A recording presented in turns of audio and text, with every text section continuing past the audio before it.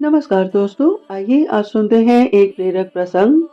गुरु नानक जी और लालची राजा।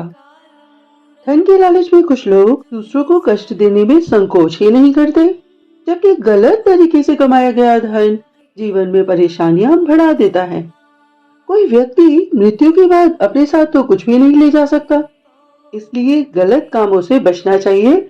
यहाँ जानिए कि गुरु नानक जी का एक ऐसा प्रसंग जिसमें यही सीख दी गई है कि धन के लिए हमें दूसरों को सताना नहीं चाहिए। प्रसंग के अनुसार गुरु नानक जी के काल में एक राजा अपनी प्रजा को बहुत कष्ट देता था। प्रजा का धन लूटकर वह राजा अपनी संपत्ति बढ़ाता था। प्रजा अपने राजा की वजह से बहुत दुखी थी। प्रजा अपने राजा से डरती भी थी, किंतु राजा ऐसा सोचता था कि प्रजा में उसका तो डंका बजता है, प्रजा उससे थर थर कांपती है। किंतु प्रजा उस राजा के लिए तो अच्छी बातें भी नहीं सोचती थी। वहां की प्रजा तो ये सोचती थी कि काश ये राजा मर जाए तो हमारी तो परेशानियां ही खत्म हो जाएंगी। कोई भी राजा को प्रेम नहीं करता था।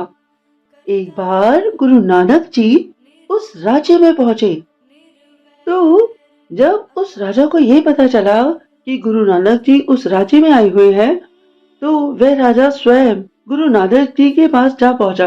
गुरु नानक जी ने जब राजा को देखा, किंतु गुरु नानक जी तो पहले से ही उस राजा के बारे में जानते थे, इसलिए जब वह राजा गुरु नानक जी के पास आया, तो गुरु नानक जी ने कहा कि राजन, आप मुझ पर एक उपकार करें, मेरा ये पत्थर अपने पास गिरवी रख ले। ये पत्थर मुझे बहुत ही प्रिय है, आप इस पत्थर का ध्यान रखना। राजा ने उस पत्थर को देखा, वह तो बिल्कुल मामूली पत्थर था, किंतु गुरु नानक जी पत्थर दे रहे थे। तो जब इतने बड़े संत एक राजा को पत्थर दे रहे हैं और ये कह रहे हैं कि ये पत्थर मुझे बहुत प्रिय है, तो वह राजा ये कैसे कह सकता था कि नहीं, मैं इसे नहीं लूंगा। उस राजा ने कहा कि ठीक है, मैं ये पत्थर ले लेता हूँ। तो फिर गुरु नानक जी ने अपनी बात को आगे बढ़ाते हुए कहा कि हे राजन, जब हमारी मृत्यु हो जाए और जब हम अगले जन्म में मिले, तो आप ये पत्थर मुझे वापस लौटा दीजिएगा। तो इस पर उस राजा ने कहा कि हमारी मृत्यु हो जाए मतलब?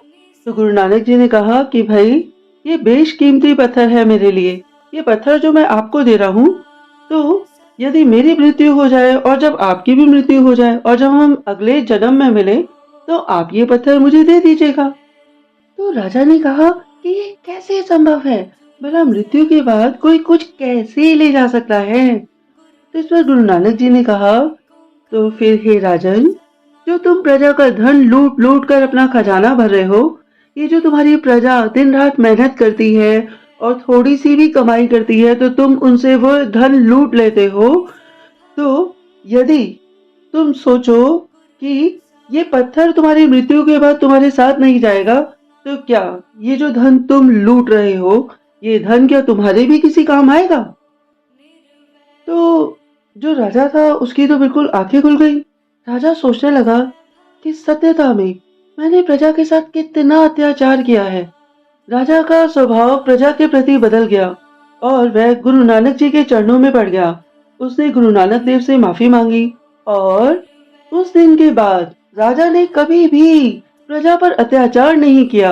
लोग राजा का सम्मान करने लगे। दोस्तों, ये कथा तो यहीं पर संपूर्ण हो गई। इस कथा से हमें ये सीख मिलती है कि मृत्यु के बाद कोई भी इंसान अपने साथ कुछ भी नहीं ले जा सकता। इसलिए यदि आप धन प्राप्त करने के लिए गलत कार्य कर रहे हैं, तो आपको उन गलत कामों से बचना चाहिए। किसी पे भी अत्याचार करके या किसी के साथ भी बुरा करके या चोरी के तरीके से यदि आप धन कमाएंगे, तो आप सुखी कैसे रहेंगे? ऐसा धन तो हमेशा कलेश का ही कारण रहता है। किंतु यदि आप अपने अच्छे धन का, जो आपने बहुत कड़ी कमाई से कमाया है, उस धन का उपयोग समाज कल्याण में करेंगे, तो दूसरों का प्रेम मिलेगा और आपका मान सम्मान भी बढ़ेगा। तो आप सब लोगों ने इस कथा को बहुत ही प्रेम पूर्वक सुना। आपके अंदर बैठी आत्मा, आपकी ऊर्जा शक्ति को मेरा बारंबार प्रणाम है। बहुत बहुत धन्यवाद, बहुत बहुत धन्यवाद।